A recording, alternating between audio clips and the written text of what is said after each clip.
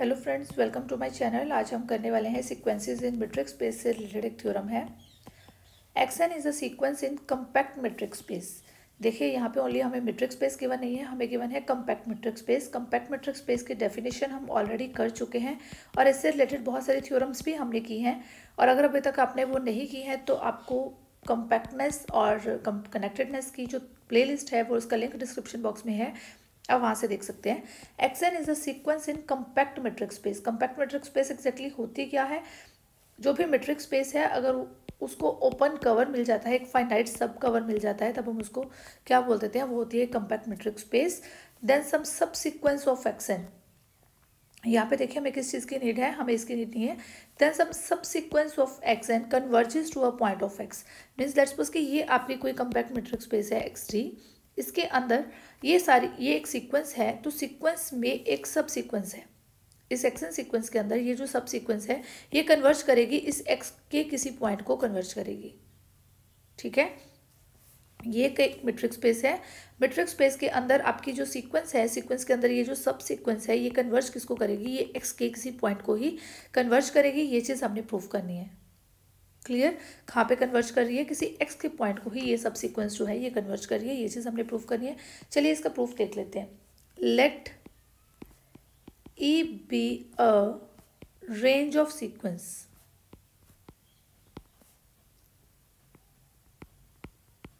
देखिए हमने ले लिया E be a range of sequence. Range of sequence की डेफिनेशन ऑलरेडी हम कर चुके हैं। इसमें क्या होता है कि जो भी जैसे एक्सन सीक्वेंस है, एक्सन सीक्वेंस के पॉइंट्स हैं हमारे पास, ये x1 है, ये x2 है, ये सारी टर्म्स है, अप टू सो ऑन, ये एक्सन टर्म्स हैं। कुछ टर्म्स यहाँ पे रिपीट होती हैं। जो टर्म्स रिपीट होती हैं हम उसको इसमें से एलिमिनेट कर देते हैं, और जो एग्जैक्टली हमारे पास टर्म्स बचती हैं वो जो टर्म्स होती हैं उसको हम क्या बोलते हैं? Range of a sequence. उसमें हम रिपीटेड टर्म्स को इंक्लूड नहीं करते हैं। जो टर्म्स जैसे कि हमने यहाँ पे एग्जांपल की थी, जब हमने रेंज ऑफ सीक्वेंस की थी, तो -1⁻n। तो हमारे पास जब हम n की वैल्यूज पुट करते हैं तो हमारे पास एक वैल्यू आती है -1, देन 1, देन -1, देन 1। जब हम इसकी बात करते हैं ऐसे ही हमारे सीक्वेंस की वैल्यूज आती जाती हैं। जब हम इसके रेंज की बात करते हैं तो हमारे पास रेंज आती है -1 और 1। ये एक रेंज बन जाती है, -1 और 1। इसकी टर्म्स जबकि बहुत सारी टर्म्स है इसकी। जब ऑड वैल्यूज़ पुट करते हैं या इवन वैल्यूज़ पुट करते हैं तो हमारे पास टर्म्स अलग अलग होती है, -1 और 1 के बीच में मूव करती हैं। अब हम रिपीटेड टर्म्स को बीच में से एलिमिनेट कर देते हैं और हम किस टर्म को रखते हैं? -1 और 1। ये क्या हो जाती है? हमारी रेंज ऑफ अ सीक्वेंस। ठीक है, इसी तरह से मैंने एक ई सेट लिया, that is the range of xn. कि मैंने कुछ भी रिपीटेड टर्म्स नहीं ली, जस्ट एक रेंज ले ली। जैसे कि ये मेरे पास एक मैट्रिक स्पेस थी, एक्स डी मेरे पास एक मैट्रिक स्पेस है, कम्पैक्ट मैट्रिक स्पेस है, तो मैंने ई इसके अंदर एक इसकी रेंज ले ली। इस एक्सन सीक्वेंस थी इसके अंदर, तो मैंने क्या लिया? एक रेंज ले ली इसकी ई रेंज के अंदर क्या है? मैंने कुछ भी रिपीटेड नहीं लिया। ठीक है, टर्म्स सारी वही रहेंगी, बस रिपीट नहीं होंगी इसके अंदर। ये सारी टर्म्स होंगी इसके अंदर बट रिपीट नहीं होंगी। सारी टर्म्स, सारी वैल्यूज होंगी इसके अंदर। ठीक है, तो ई मैंने क्या ले ली? एक रेंज ले ली। देखिए अब इसमें दो केसेस बनते हैं, या तो ई इसमें फाइनाइट हो जाएगा, जैसे हमने -1⁻n की एग्जाम्पल ली, तो उसमें -1 और 1 यही रेंज बनती है। तो ये तो एक फाइनाइट रेंज हो गई। तो ई यहाँ तो इसमें फाइनाइट हो सकती है और या फिर इनफाइनाइट भी हो सकती है। रिपीट नहीं करनी बट बहुत सारी टर्म्स तो हो ही सकती है ना। तो ई इसमें फाइनाइट भी हो सकती है, इनफाइनाइट भी हो सकती है। हम दोनों केसेस के लिए इसको प्रूव करेंगे। ठीक है, केस 1 देखिए। केस 1 में हम ले लेते हैं ई इज फाइनाइट सेट। अगर ई देखिए कोई फाइनाइट सेट है, यहाँ पे हम ड्रॉ कर लेते हैं। ये एक्स आपके पास मैट्रिक स्पेस है, जस्ट आपको समझाने के लिए है, इसको आपने एग्जाम में नहीं करना है। ठीक है, ई आपके पास एक मैट्रिक स्पेस है, इसके अंदर आपने ये ई बना लिया, ये आपकी एक्स स्पेस है, और इसके अंदर आपने ये ई सेट ले लिया। ये सेट जो है ये इसके रेंज का सेट है। ई एक फाइनाइट सेट है इस रेंज के अंदर। इन दिस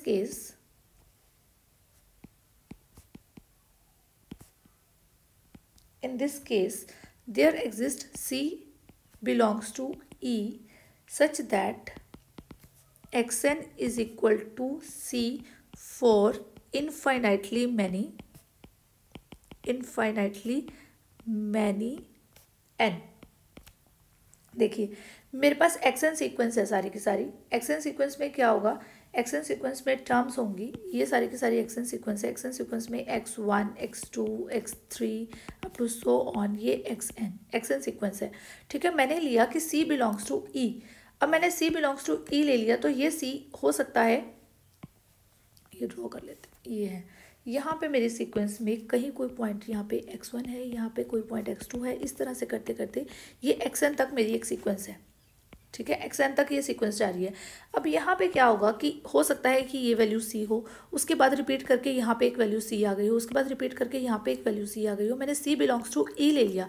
जब यहाँ पे अलग अलग पॉइंट्स पे c आ रहा है, लेट्स सपोज कि एक यहाँ पे c आ गया, एक सी वैल्यू यहाँ पे आ गई, एक सी वैल्यू यहाँ पे आ गई, एक यहाँ पे आ गई। इस तरह से मेरे सीक्वेंस के अंदर बहुत सारे टर्म्स जो है ना सी से रिलेटेड आ रही हैं।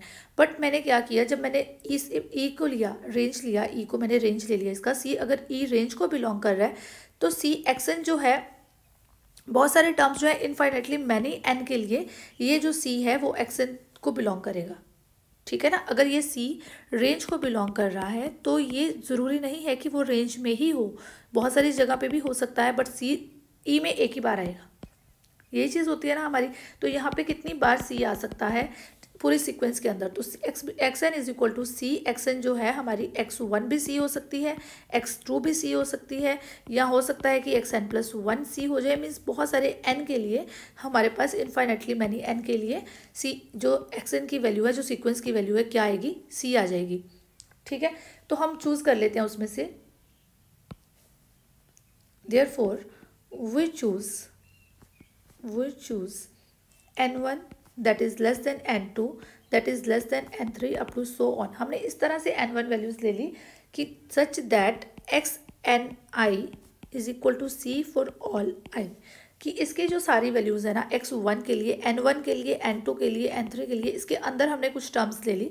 जैसे मैंने इसको, ये जो मैंने बनाया यहाँ पे ग्रीन कलर से, इसको मैंने n1 ले लिया, इसको मैंने n2 ले लिया, इसको मैंने इस तरह से ले लिया कि n1 जो है हमारी इस तरह से इंक्रीजिंग में है, n1 छोटी है, n2 इससे बड़ी है, इससे बड़ी है, इंक्रीजिंग में है। मैंने इसको मोनोटोन टर्म में ले लिया। तो अगर ये मोनोटोन है तो x N I is equal to C है इस सब के लिए।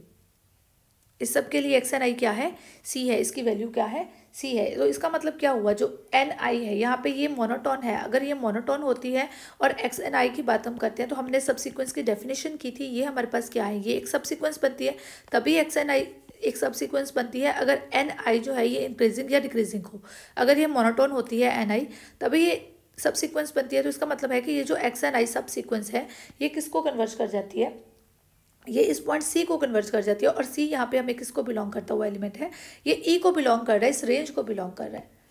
बात समझ आ रही है। तो इसका मतलब क्या है कि ये जो एक्स एन आई है, x N I is a sub sequence. ये क्यों एक सब सीक्वेंस है, बिकॉज इसकी जो ये एक सब सीक्वेंस है। ये क्यों एक सब सीक्वेंस है, इसकी जो ये सफिक्स वैल्यू है ये एक इंक्रीजिंग ऑर्डर में है, ये एक मोनोटोन सीक्वेंस बन रही है, ठीक है। हमने इस तरह से लिया है कि ये एक मोनोटोन सीक्वेंस बन रही है और इसकी वैल्यू सी आ रही है। तो हम इसको क्या बोलेंगे कि ये एक ही पॉइंट किसको कन्वर्ज कर रही है, सी को ही कन्वर्ज कर रही है, ठीक है। एक्स एन आई ये किस पॉइंट को कन्वर्ज कर रही है, सी को कन्वर्ज कर रही है। अब यही हमने प्रूफ करना था कि जो हमारी सीक्वेंस है वो कहाँ पे जाती है, that converges to the point of x. ये पॉइंट जो हमने सी लिया, अगर ये ई को बिलोंग कर रहा है तो ये एक्स का भी पॉइंट है, ई तो हमारी रेंज ही है ना एक्स की, तो ये एक्स का भी पॉइंट है। तो हमारी ये लिमिट जो है, ये हमारी जो सब सीक्वेंस है, ये किसको कन्वर्ज कर गई है, ये इसको कन्वर्ज कर गई। अब सेकेंड केस हमारे पास क्या आता है, केस 1 तो बहुत ईजी है। केस 2 में क्या आता है, केस 2 में आता है ई इज इनफाइनाइट सेट। अगर ई कोई फाइनाइट सेट है ही नहीं, अगर कोई ई इनफाइनाइट सेट है। अब अगर ये एक्स मेट्रिक स्पेस है, इसके अंदर एक इनफाइनाइट सेट ई आ जाता है, मीन्स एक पर्टिकुलर रेंज हमें पता नहीं चलती है, बहुत सारे पॉइंट्स हैं उस रेंज के अंदर भी बहुत सारे पॉइंट्स हैं। तब हम क्या करेंगे, देखिए जब हमने कम्पैक्ट सेट की डेफिनेशन की थी, या कम्पैक्ट सेट की जब हमने थ्योरम्स की थी, उसमें हमने एक थ्योरम की थी, E is an infinite set, E is an infinite set in compact metric space. अब यहाँ पे मेट्रिक स्पेस हमें क्या गिवन है, वो एक कम्पैक्ट मेट्रिक स्पेस गिवन है। जब हमने कम्पैक्ट मेट्रिक स्पेस की डेफिनेशन की थी, वहाँ पे हमने एक थ्योरम की थी, E is infinite set in compact metric space X, then E has a limit point. Limit point की डेफिनेशन भी हम ऑलरेडी कर चुके हैं, E has a limit point in X. अगर आपको ये थ्योरम का प्रूफ चाहिए तो आपको कंपैक्टनेस और कनेक्टेडनेस से रिलेटेड प्लेलिस्ट मिल जाएगी, वहाँ से आप देख सकते हैं। और लिमिट पॉइंट, ये सारा रियल एनालिसिस में आपको पूरा टॉपिक क्लियर हो जाएगा। E is an infinite set in compact metric space, then E has a limit point in X। ठीक है, ये हमने थ्योरम की थी। मीन्स अब हमें E एक इनफाइनाइट सेट बन गया इस पूरे मेट्रिक स्पेस के अंदर। ये मेट्रिक स्पेस हमने ली और इसके अंदर हमने लिया एक E रेंज सेट ले लिया। तो ये X है और ये E है। अगर ये रेंज का सेट है, अब इस टाइम पे हम इसको ले रहे हैं कि यहाँ पे इनफाइनाइट सेट है, इनफाइनाइट पॉइंट्स हैं। तो इसके अंदर है तो E का एक लिमिट पॉइंट, इस X के अंदर E का एक लिमिट पॉइंट ज़रूर होगा। ठीक है, लिमिट पॉइंट की डेफिनेशन आपको पता ही है कि अगर ये E सेट होता है, अगर यहाँ पे कोई पॉइंट X है, अगर मैं इसका नेबरहुड बनाती हूँ, देखिए इसको समझिए, लिमिट पॉइंट आपको मैंने ऑलरेडी करवाया हुआ है। ये अगर x इस E सेट का लिमिट पॉइंट है तो जो इसके आसपास इसका नेबरहुड एरिया बनेगा ना, इसमें x के अलावा कुछ और पॉइंट्स भी होने चाहिए। ठीक है, मीन्स अगर x minus delta, x plus delta इसका नेबरहुड एरिया है, इसके इंटरसेक्शन में E के साथ कर दूँ, माइनस इसमें से x को मैं रिमूव कर दूँ, that should not be equal to 5। इसमें कुछ ना कुछ कॉमन जरूर होना चाहिए। ठीक है, इसके नेबरहुड एरिया में E का कोई ना कोई पॉइंट ज़रूर होगा x के अलावा। क्लियर? नाउ अब ध्यान से देखना इस चीज को। Now x is limit point of E in x। हमने कोई पॉइंट x ले लिया जो क्या है, लिमिट पॉइंट है E का x के अंदर, क्योंकि हमने ये चीज़ बोली थी कि E का कोई ना कोई लिमिट पॉइंट इस x के अंदर ज़रूर होगा। तो हमने वो ले लिया, x ले लिया। ठीक है, therefore there exist bx1 over n such that bx1 over n contains, इसको मैं क्लियर करती हूँ आपको, contains infinitely, ध्यान से देखिए इसको, infinitely many points of E other than x।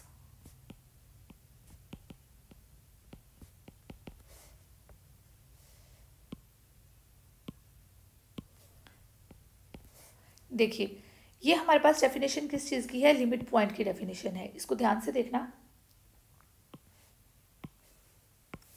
ये है आपके पास सीक्वेंस। यहाँ पे ये सीक्वेंस हमारी इस लाइन के ऊपर हम ड्रॉ करके देखते हैं।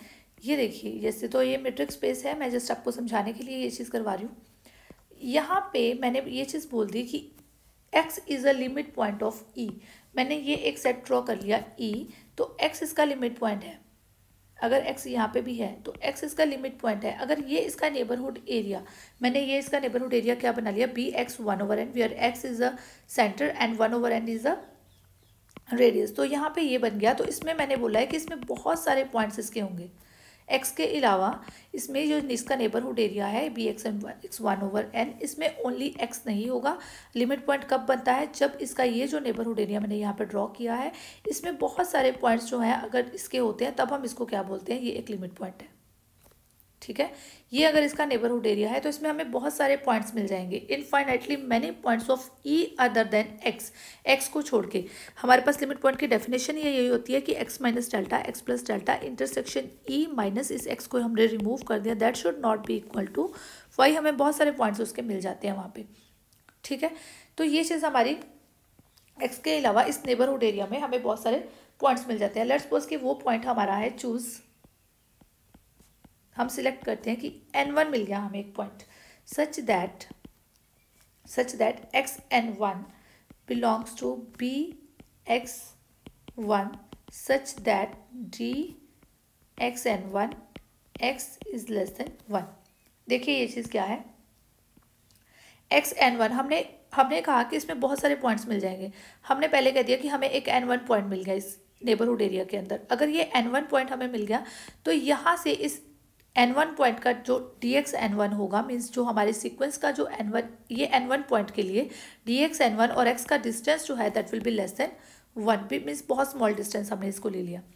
ठीक है, तो यहाँ पे हम ये ड्रॉ कर लेते हैं कि ये जो n1 है ना, हमने यहाँ पे ले लिया। ठीक है, ऐसे ही हमने n1 से बड़ा एक पॉइंट ले लिया, देन n2 ले लिया, n2 that is greater then n1। हमने इस तरह से ले लिया such that x n2 that belongs to b x 1/2 such that d x n2 और x का जो डिस्टेंस है that is less than 1/2। Means अब हमने एक पॉइंट और ले लिया, कहाँ पे, इस यहाँ पे n1 के बाद एक पॉइंट और आ गया n2, बिकॉज हमारे पास यहाँ पे बहुत सारे पॉइंट्स हैं। ऐसे ही हमने n1 ले लिया, फिर हमने n2 ले लिया, देन हमारे पास जो dx n2 है, जब हम उसकी वैल्यू निकालते हैं x n2 की, सीक्वेंस की dx n2 की, तो हमारे पास जो उस डिस्टेंस फंक्शन की अगर हम बात करें dx n2 और x का जो डिस्टेंस है दैट इज लेस देन 1/2। यहाँ पे डिस्टेंस 1 है, देन यहाँ पे 1/2 है, यहाँ पे 1/3, 1/4, 1/5, इस तरह से करते करते हमें बहुत सारे पॉइंट्स मिलते जाएंगे।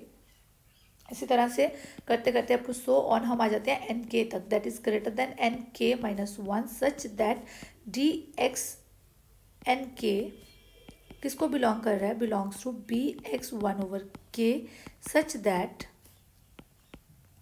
D X N K X that is less than 1/k। Clear, D X N K that is less than 1/k। देखिए किस तरह से हमने इसको किया, D X N K that is less than 1/k। इसमें बहुत सारे हमें पॉइंट्स है ना, तो हमने n2 ग्रेटर देन n1, इस तरह से हमारे पास क्या आ गया, n1 that is less then n2 that is less then n3 that is less then nk minus 1 that is less then nk। Clear, ये हमारे पास एक डिक्रीजिंग,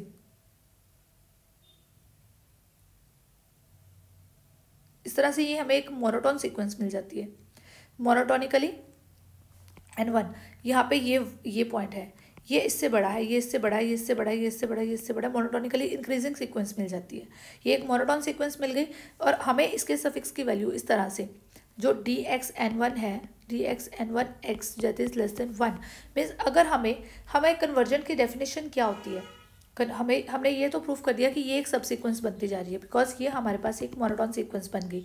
तो अगर सब सीक्वेंस की डेफिनेशन हमारे पास ये तो क्लियर हो गया कि ये एक सब सीक्वेंस है, तो dx_n_k और x that is less than epsilon अगर हमें मिल जाता है dx_n_k that is less than epsilon for all n greater than equal to m के लिए, for all n greater than equal to m के लिए अगर हमें ये चीज़ मिल जाती है, तब हम इसको क्या बोलते हैं, ये कन्वर्जेंट सीक्वेंस है, कहाँ पे कन्वर्ज कर रही है, x पे कन्वर्ज कर रही है। अब यहाँ पे हमारे पास है 1/k, अगर हमें k greater than equal to m के लिए मिल जाता है, because k is also a natural number, तो हम अगर k ग्रेटर देन m के लिए मिल जाता है, देखिए चलिए हम इसको लिखते हैं, दैट इज dx_n_k।